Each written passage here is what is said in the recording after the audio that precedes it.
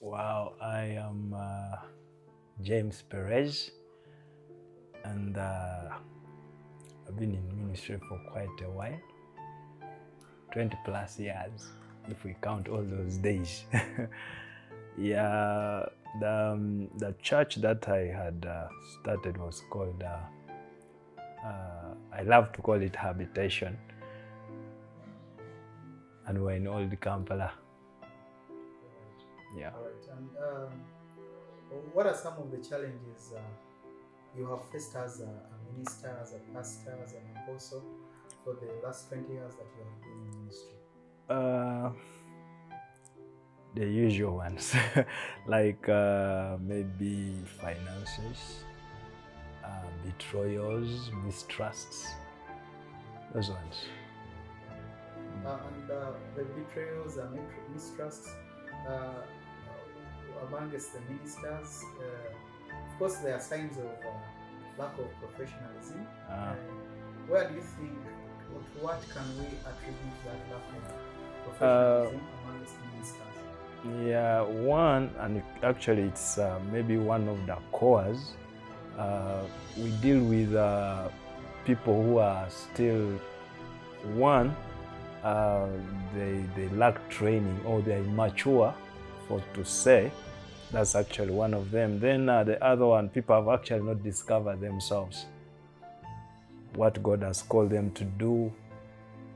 There should be, on one hand, I will not rule out the fact that the anointings we have received from God actually teach us things or teach us all things. But also when we sit under people who have gone ahead of us or who have been trained on how to do ministry, even with the Bible knowledge and many other people's experiences, there is what it adds to us. Actually, it brings to us to a place, like for example, if you have been doing ministry depending on the Spirit of God, like for us African pastors do most times, you realize that there's somebody could come, and when they share the experience with you, you identify with them and say, okay, this is how it was. This is now the place I ought to adjust. This is where I am going. All right. You pointed out to us that your church was closed because of different problems or storms. Yes. And we believe that your experience is not unique to you. Many churches, after the lockdown of COVID-19 that lasted 2 years, many churches were closed down. Pastors couldn't pay rent, others lost their sheep, people discarded. What are some of the challenges or storms that churches have seen that has led to their closure? Like you have already hinted, one, like they couldn't pay their bills, rent, and they could not sustain the ministry. And I think that would bring to us to a place we need to realize that unless God maybe just doesn't permit you, in quotes, it's good to diversify our sources of income so that we don't depend only on church or maybe offertory and tithes. We have learned to have a good attitude even as we go with the scriptures, as God teaches us.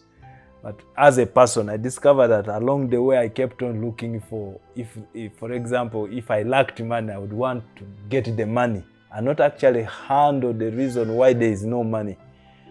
And when I've attended the trainings, I've read the book, I realized that the greatest resource is actually wisdom, asking God for wisdom.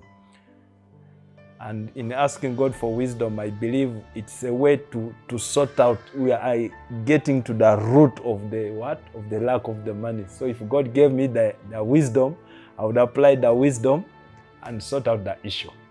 He will allow me to be free because I have learned many things with God. I was one time called to do a job in my profession that I also trained. But because I loved things to have been done neatly, so I was actually complaining. And I heard God whisper to me, if this person had done this thing the way you're thinking, you wouldn't be here doing this job and you're going to earn money.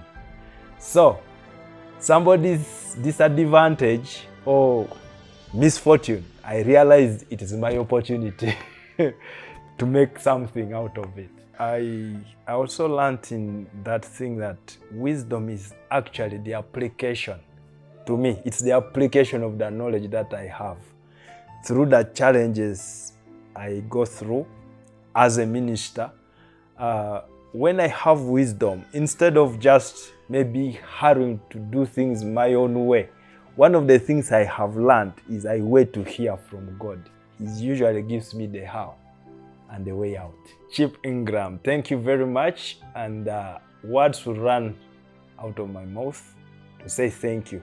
But this booklet is loaded. I was even sharing with my friend that this thing is loaded with a lot of our experiences, and it is going to shape many on how to approach life when they're in a crisis. Thank you very much.